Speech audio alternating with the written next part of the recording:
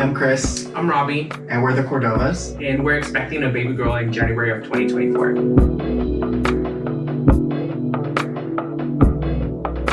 Back in 2017, we bought our first house to help us in the future. We had to discuss that we were going to want to build a family. Once we hit 2020 and COVID really slowed down my job personally, we decided to go and start the process, our journey to fatherhood. Well, we started doing our research and came across this institution called Manhattan Babies. So we looked at all the options that they had, and Western Fertility looked like the best option for us.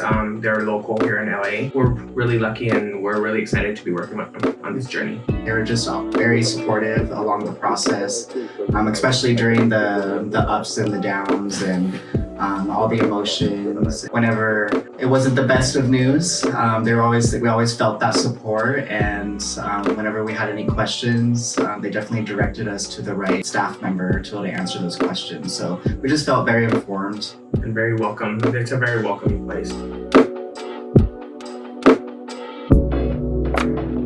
We're using my semen and his sister's eggs. She was very gracious for donating her eggs to us. The very first consultation that we had with Dr. Kumar, I felt like he really informed us and he was very knowledgeable, and he knows what he's doing, so we're lucky in that department as well. So in the semen process, it was very interesting. Just go into a room, do your business, and then immediately after that, which I was very surprised about the process, is they take you to the back to be able to look at your swimmers and everything. So that was very cool to see all the data.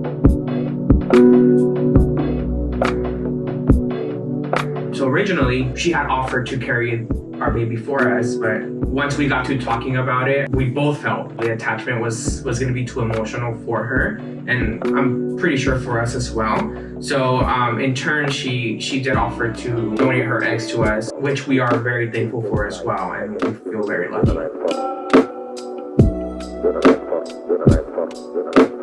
Back in 2021, Same Love Surrogacy, that is our agency, they had reached out to us to see if we were open to doing an out-of-state surrogate in Texas, because it was financially better for our situation. But still at that point, we weren't financially ready to move forward. We still needed some time to come up with the funds. The following year, once we were able to figure it all out, we reached out to them, said, okay, we're ready to find a surrogate, and that's when we were connected with Claudia Contreras, amazing woman. We felt a connection right away. We liked her vibe, we liked her energy, and her husband was present as well. They were both very accepting, which to me is very important, that she has that support as well. So we have each other, and then she has her husband that really supports and accepts her and supports what she's doing for us, which is something very amazing. She does have some similar qualities to our egg donor, Daniela. So I kind of thought that was pretty cool. Our relationship with her, we're very close, where we actually try to be at every appointment with her,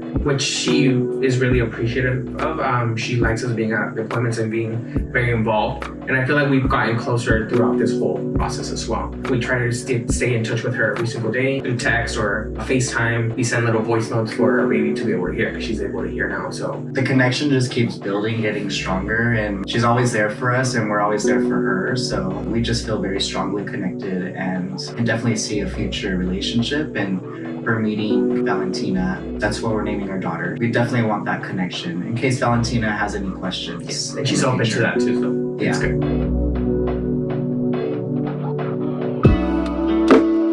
We've had a total of 3 embryo transfers. Our first one, we didn't know what we were walking into. It was our very, very first one. Once we went in for our first ultrasound, it came up that there was no baby. It was just actually the sac. We were a little bit discouraged, but we wanted to move forward and maybe go on with the next one. And so was Claudia. Claudia was really open into going to the next one. So our second transfer, that was definitely the hardest one, because we had the transfer and we had our first ultrasound, and we were able to hear the heartbeat. I believe 7 weeks it was, 6 to 7 weeks, to where we were able to hear the heartbeat. and we were super excited. Dr. Kumar did say, there's a heartbeat and we're pregnant, but he had a couple concerns about it and just wanted a second opinion. Even though we were going through the emotions, We were hopeful. we were very hopeful, and so we went to that second opinion, and unfortunately it ended up being an ectopic pregnancy, which is where the embryo got stuck in the C-section scar, and it can be deadly for our surrogate and the baby, and definitely don't want to move forward with that. Her life in jeopardy. Yeah, and so it was hard. After we did get the second opinion, there was probably a good week that went by, and I did get a call from Dr. Kumar that unfortunately it was ectopic, and that phone call was definitely hard. I did get all the emotions, and I was at my job, so and just calling my husband and informing him on what happened. At the end of the day, we did know we were getting the best treatment from Dr. Kumar and Western Fertility. Our last one, which is where we're at now, we had to wait a couple of months for everything to go back to normal with Claudia. We went to do our transfer, and a few weeks later, we went ahead to did our ultrasound again. So had a heartbeat. We came back and we saw the baby. It was really surreal, yeah. It was very surreal. So we're at 27 weeks, almost at the 7-month mark, third trimester. So yeah, we feel very lucky and blessed that we are able to bring this little human into the world.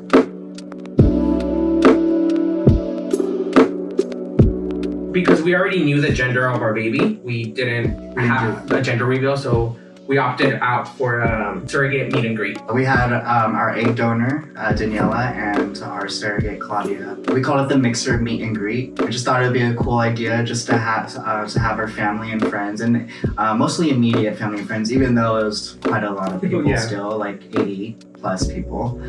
Just everyone's so excited and about what we're going through and the blessing that we're being given. We definitely felt the love that day. Yeah. And Claudia, our surrogate, and my sister were very open to meeting everybody, which we feel very lucky and grateful for. So it was a day full of love, and our daughter definitely has a whole village waiting for her to just shower her with love. So yeah, and it's just the environment, just the atmosphere at the event was just really positive and loving. And again, we're so blessed to have the families and friends that we have, because it was literally it took a village to have that event.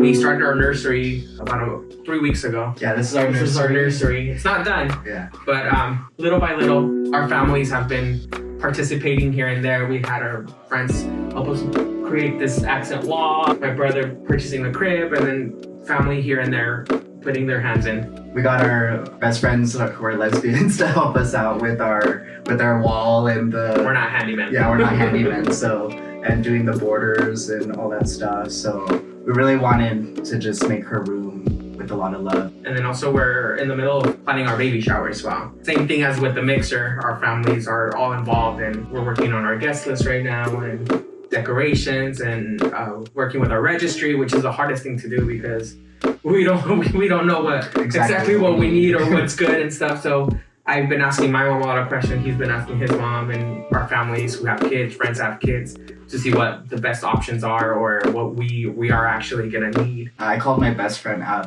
Lexi, and about the paint in here, thinking about the chemicals and all that stuff. We are worrying parents, and just being able to reach out to friends or family about those important questions. Once we do become fathers, she is born, and definitely have a lot of help. So Yes. We're very, again, blessed for all of that. What excites me the most is watching her interact with our families and her cousins and with us. I want to see how she's going to interact with us and her personality. I am ready to watch her grow and see what kind of person she's going to become. She could be sassy, she could be chill, she could be how is she gonna be? That's the most exciting part. That first skin to skin contact, I know we're both looking forward to that. Our relationship has always been very close and we communicate very well, but I think that the communication has flourished more. Yeah, because we have to communicate about furniture, we have to communicate about how we feel like we want to raise our daughter, childcare, and all this kind of stuff. So I feel like our communication has gotten a lot stronger. What decisions we make now together is going to affect her, and just making those right decisions for her and her life and her future is most important to us as a couple. And I think that's how our relationship has been built stronger, because I mean financially hasn't been the easiest thing for us. You know, it's through the ups and downs of emotions, through the process, has built us to be a stronger couple. We have a lot of love for each other, and we have a lot of love around us, and we're ready to share that love with her, and we're excited for that too. Patience. Yeah. We learned through this whole process, 3 embryo transfers, it's gonna happen when it's meant to happen, and you can't change that. Don't be discouraged by the financial aspect of it, because we know it's an expensive process, but you know, there's a lot of resources. As long as you do research, you're gonna find a way. Making sure you have your support system, and if you don't, at least make sure you have each other to be able to get through those moments. Because I know that was difficult, especially during our second transfer. Him being there for me, you know, that's what was most important. We couldn't do it without everyone, and Literally takes a village. yeah, it literally takes a village. Our family, our friends. Same as surrogacy or Western Fertility Clinic. Yeah, You know, everybody's been so supportive, and we feel like it hasn't been the easiest journey, but everybody has made it easy for us because everybody communicates with us very well. Agency, the fertility clinic.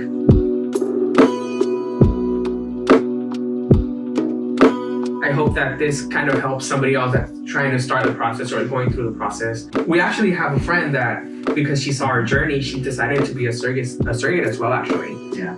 And she's going through that right now, and we're glad that we're able to encourage people to want to help others, like our surrogate is helping us. So I feel like that's really cool. Thank you guys. Thank you.